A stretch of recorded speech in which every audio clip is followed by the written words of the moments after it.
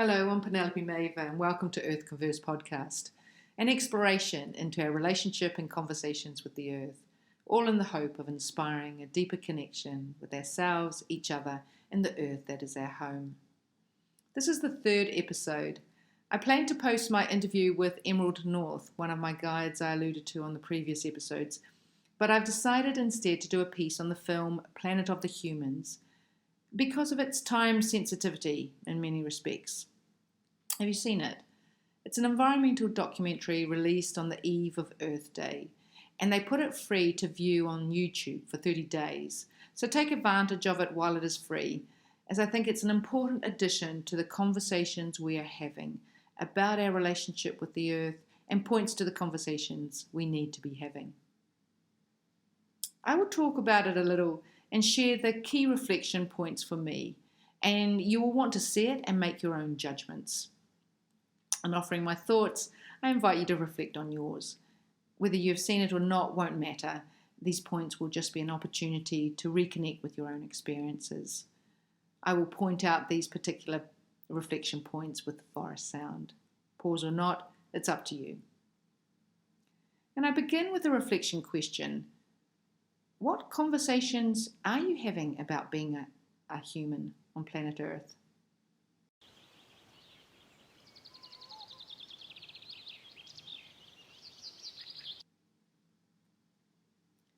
This documentary has been written, produced, and directed by an environmentalist and journalist Jeff Gibbs. Who knows, maybe I'll get him on the podcast at some point. The film is backed by Michael Moore, who I'm sure many of you have appreciated his work like Bowling for Columbine or Fahrenheit 9/11. Jeff and Mike were part of the original Earth Day in the United States, which began 50 years ago. To their own admission, the film was to take a harsh look at the environmental movement, a movement which definitely has increased awareness, but which has also at the same time witnessed extensive degradation of the planet. And the film is an important shake-up story, whatever its flaws. I really appreciate their point about self-reflection. If things are not getting better, it's time to look within. Albert Einstein said the definition of madness is doing the same thing over and over again, expecting a different result. And that's such a good point. Let's pause. Is there an area of your life where you're doing the same thing over and over again, expecting a different result?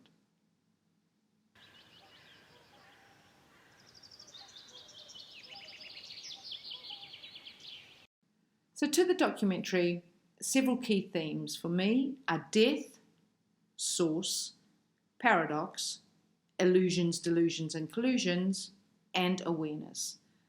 I will cover each in turn, and I will refer to points in the film and offer my thoughts. And the first one is death. It's a key theme, and the documentary starts with the question, how long do you think we humans have? In the film, there's a range of don't knows, soon, 10 years. One person says 47 years, 3 months, 15 days. Some say infinite. Pause here as you think how you would answer that.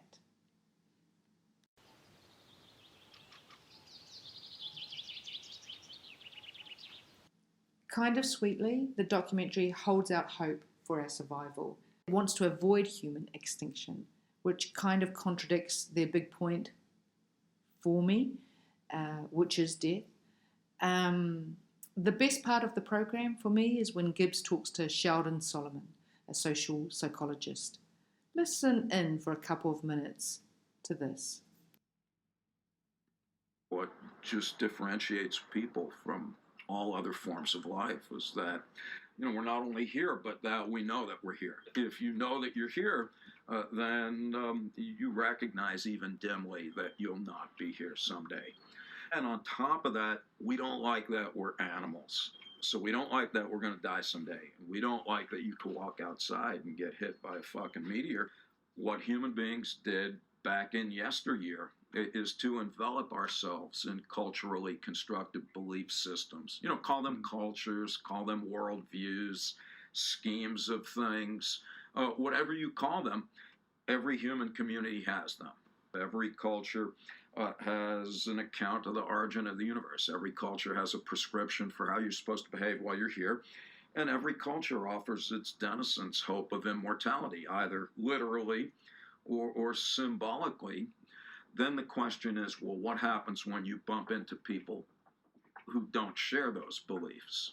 Whether you know it or not, whether you like it or not, that's undermining the confidence with which you subscribe to your own views and exposing you to the very anxiety that those beliefs were constructed to eradicate in the first place. If we're to make progress, whatever that word means, or even to persist as a form of life, we're going to need to radically overhaul our basic conception of who and what we are and what it is that we value. Because the people that you referred to earlier, both on the left and the right, that think we're going to be able to discover more oil or solar panel ourselves into the future, where life will look pretty much like it does now, only cleaner and better. Either with more oil or greener Correct. or both. I think that's just frankly delusional. What I'm hearing is that if I haven't come to grips with my own anxiety about death and life and presented with a reminder of that, I'm highly likely to make some tragic decisions for the community. Yes. The only solution in principle is, as Albert Camus put it, he said, there's only one liberty: to come to terms with death. Thereafter, anything is possible. I find that downright inspiring. Aware of our own mortality, we cling, defend, grasp, consume, seek to control. I think that is why we love technology so much, as we think we can control the universe with it.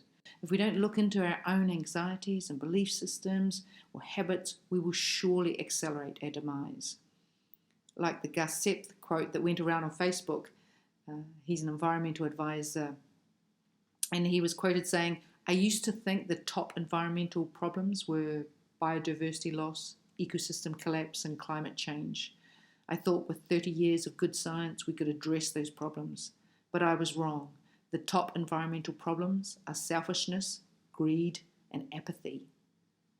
So arguably, we have to get better at dying to that egoic part of ourselves that no longer serves us or the world, dying to the humanist dominant belief system, dying to the narrative that nature is not a home but a resource, dying to the economic system that stifles any environmental or social transformation.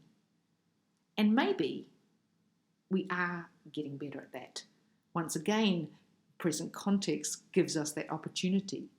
Author Charles Eisenstein recently wrote, "COVID-19 has elevated death to prominence in the consciousness of a society that denies it. On the other side of the fear, we can see the love that death liberates. Let it pour forth. Let it saturate the soil of our culture and fill its aquifers so that it seeps up through the cracks of our crusted institutions, our systems, and our habits. Some of these may die too."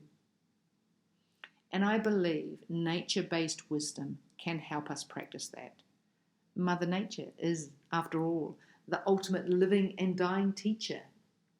If we are aware, we can symbolically renew our relationship with life and death, endings and beginnings within ourselves at any time.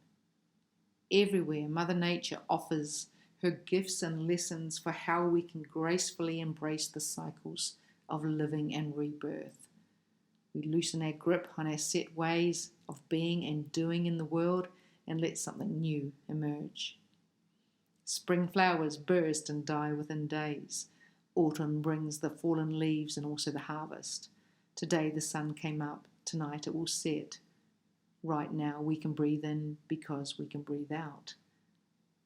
So perhaps you will take up the invitation to go out to nature and sit with something that is dying and ask it, what needs to die within me? And to sit there and listen.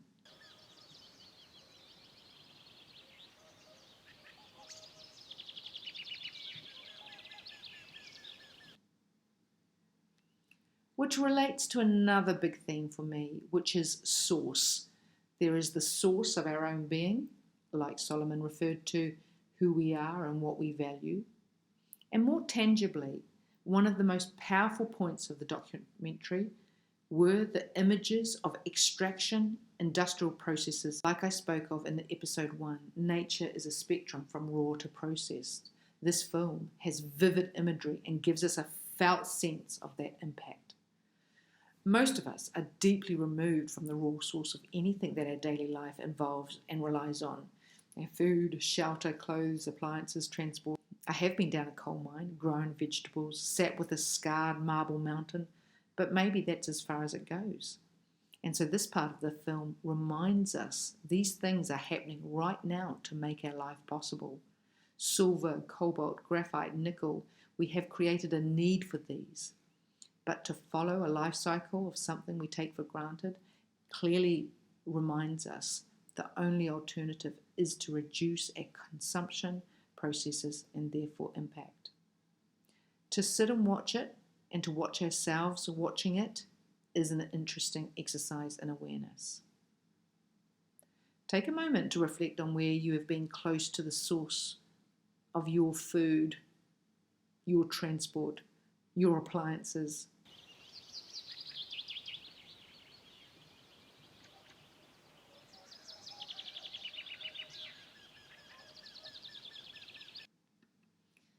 Another big theme for me is paradox, and the documentary is full of them, and itself was set up in one.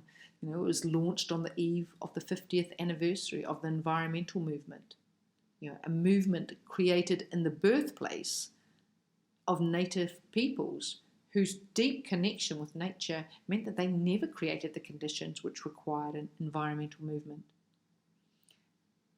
And like the film creators observed, on one hand, yes, there is something to be really celebrated about the 50 years in terms of global environmental awareness, but it is also a lifetime of destruction and devastation.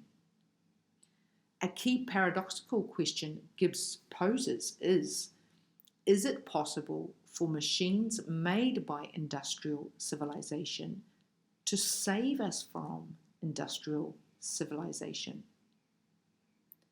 And the lesson for me is the eternal advice: embrace the paradox.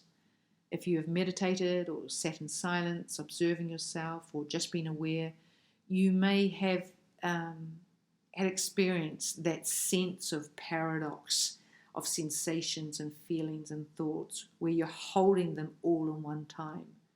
It's human nature.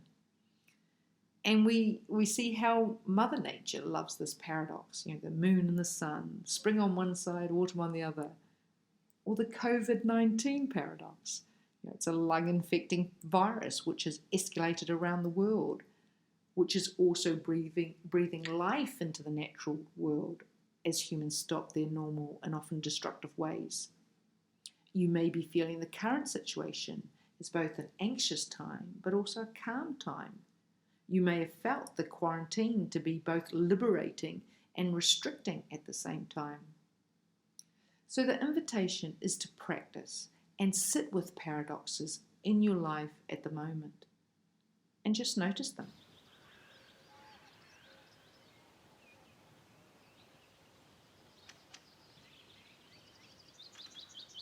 So another point is illusions, delusions, and collusions.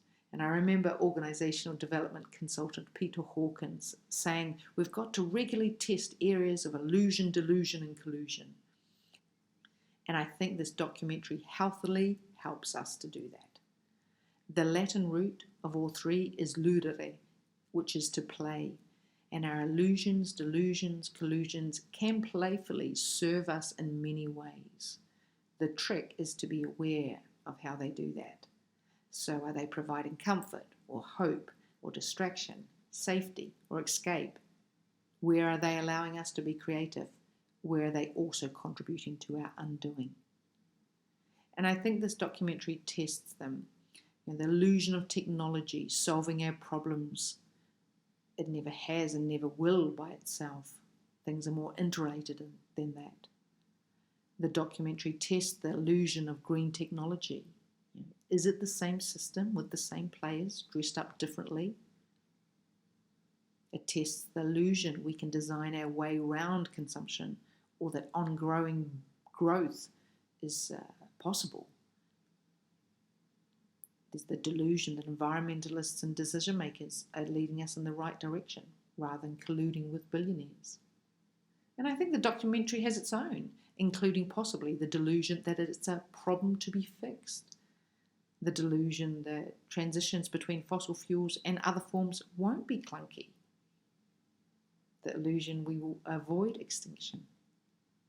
So on that, how aware are you of your illusions, delusions, and collusions?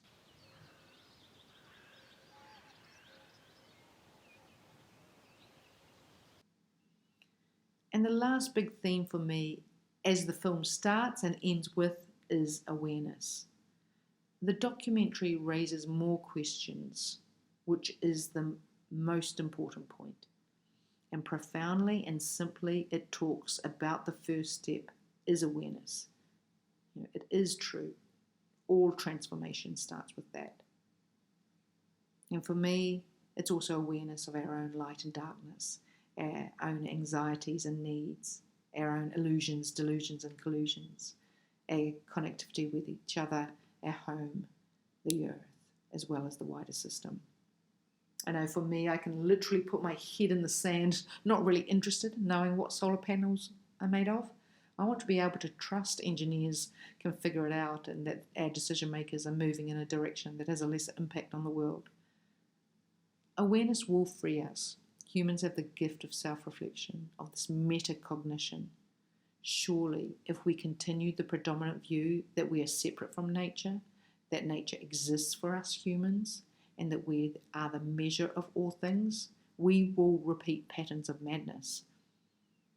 Or if we stay trapped in this black and white thinking, right or wrong, goodies and baddies.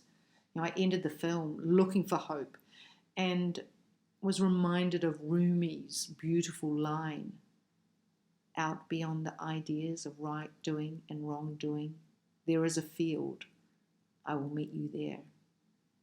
The documentary itself ends with a quote by Rachel Carson, author of Silent Spring, who said back in 1962, "Humankind is challenged as it has never been challenged before, to prove its maturity and its mastery, not of nature, but of itself." Once again, in a COVID-19 context, this little virus has shown us we can walk more softly on the earth, that we can change our habits, that we can accelerate systemic change. It is making us see more clearly how our well-being and existence is inextricably linked to the wellness of the earth. So go watch the film, sit and observe yourself watching it, all those emotions and thoughts, hold them all, and talk about it with others. The website offers discussion points. It's actually been interesting to see how the website has evolved over the days since the film's release. So we'll pause here and see you back for the next Earth Converse podcast. Let us know what you think and what you need so these podcasts can be helpful and meaningful for you. In the meantime, enjoy Earth, one conversation at a time.